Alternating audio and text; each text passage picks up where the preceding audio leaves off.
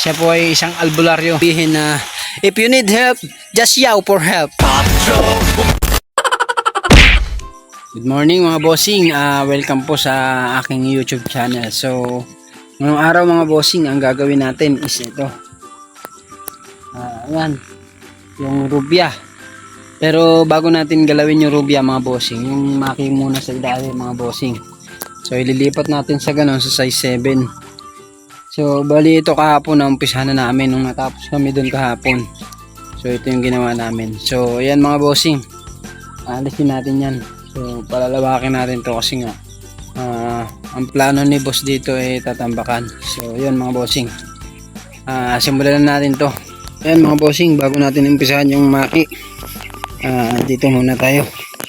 Papantayin muna natin tong ipang bulok na to mga bossing kasi hindi pa naman natin ito maisasako. So marami pa tayong gagawin. Papantayin muna natin to mga bossing. Yan. So yan, papantayin muna natin siya para hindi pangit, no? So isa sa number 1 rule yan.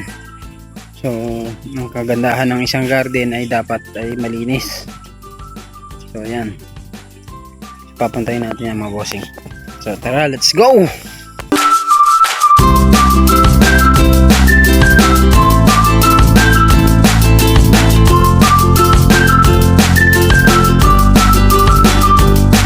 Yan mga bossing, kakamadahan na natin siya nito, Eugenia. So kakamada na natin dito para maganda. So yan mga bossing, babatakan natin ng tansi para pantay.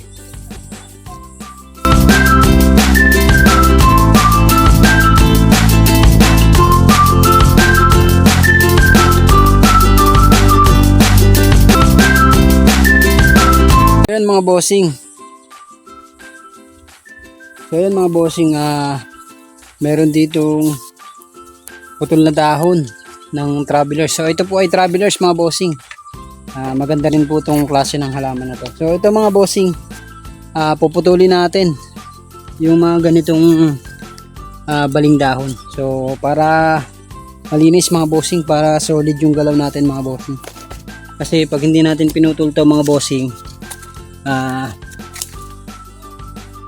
pangit mga bossing. So hindi gaganda yung ating travelers. So dapat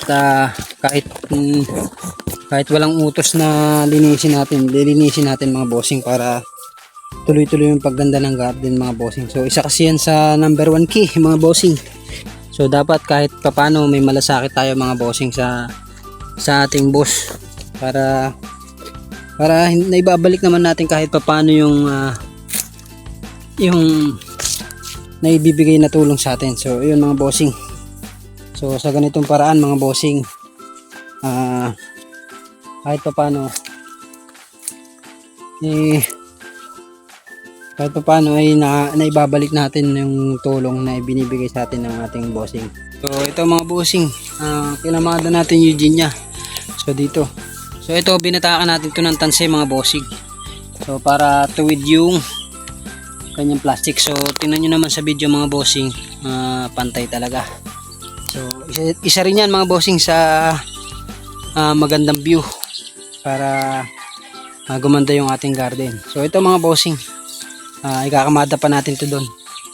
So ayun, tara, let's go.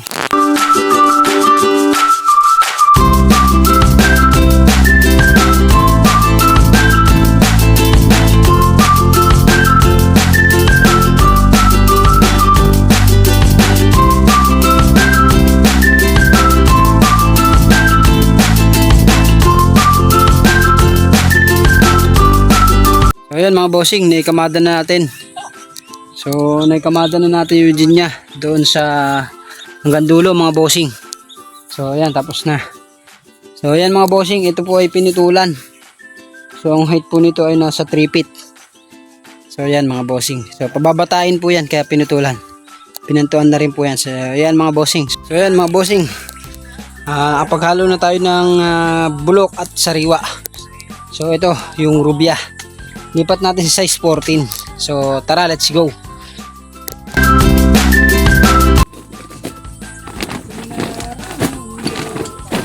So dito mga bossing, kailangan pantay yung apat na sulok ng plastic.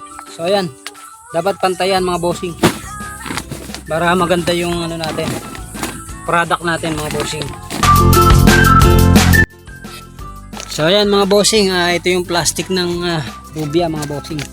So yung pagcutting natin dito, kailangan apat na ano, para hindi masira yung ugat niya. Ito yung ugat niya mga bossing, oh.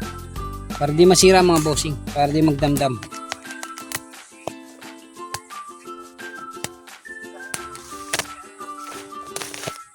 Ganyan mga bossing yung technique para hindi masira yung ugat ng isang halaman. So dapat dahan-dahan mga bossing. Yan.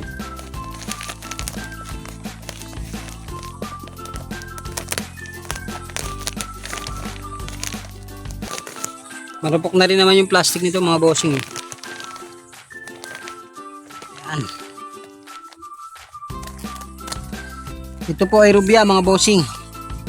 Maganda ang bulaklak nito mga bossing, nagle-layer. Lalo na pag season nito mga bossing. Talagang napakaganda ng bulaklak nito.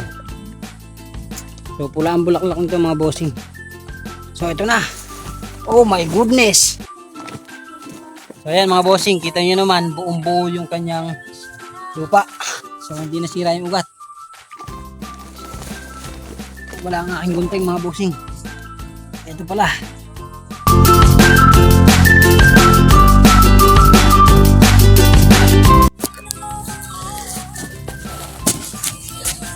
So ganyan yung paraan mga bossing para masiksik yung loob. Yan.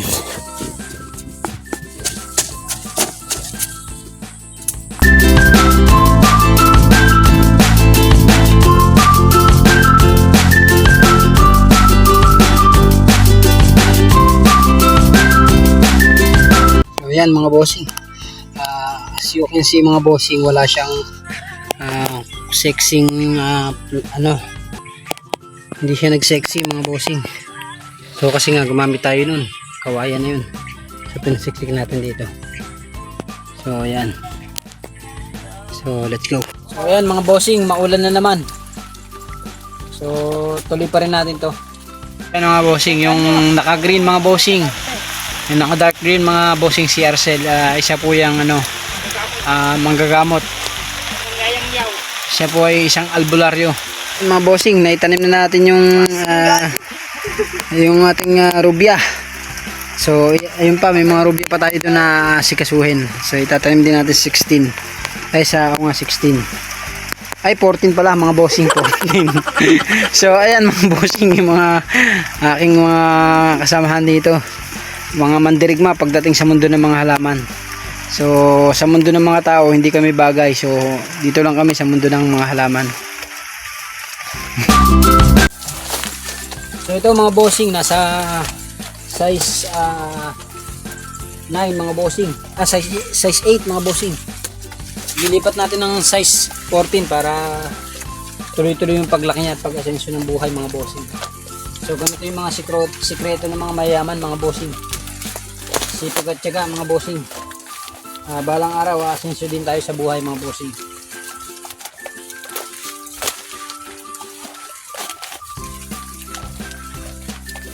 So ganyan yung technique mga bossing, apat na sulok ikakat natin. So binigyan tayo ng idea ng ating big boss. So kita nyo mga bossing, buo. Uy, yan, kita nyo mga bossing, buo, pero hindi nagtampo. Ayun na mga bossing. So lalagyan na natin siya ng ipa mga bossing. Paw Patrol, ready for action rider sir. Paw Patrol.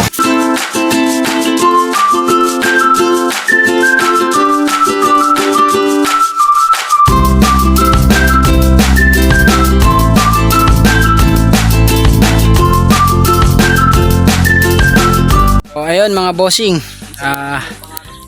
natapos na natin tong Rubia. So wala na tayong size 40 na plastic, so baka bukas meron na yan mga bossing. So ayan mga bossing, bali ang gagawin natin mga bossing, ito susunod natin mga bossing. So by height yung kamada niyan mga bossing. So dadalhin natin siya doon. So gagamit tayo dito nga pala ng sasakyan. So bali yung sasakyan na gagamitin natin dito mga bossing ay itong sasakyan pandaigdig. Yan, panlupa mga bossing. So dito nyo lang po matatagpuan yan sa garden mga bossing. Dahil wala naman namamasada nitong ganito dun sa highway. So ayun mga bossing, tuloy natin. At umuulan na naman mga bossing. So yan, let's go mga bossing.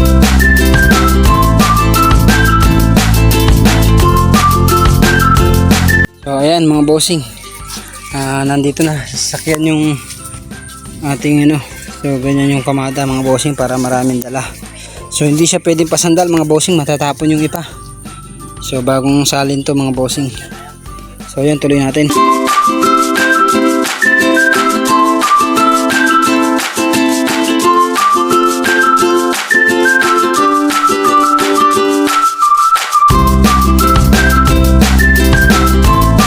Mga bossing, hanggang dito na lang po ang ating video, at kung nagustuhan nyo po yung ganitong klase ng content mga bossing ay mag-subscribe ka na dyan. Pindutin mo na rin ang ating notification bell para lagi kang updated sa ating mga bagong videong ilalabas na kagaya nito. So yun mga bossing, muli ito po si Hardinero at patuloy ko pong ibabahagi ang Buhay Garden. Let's go!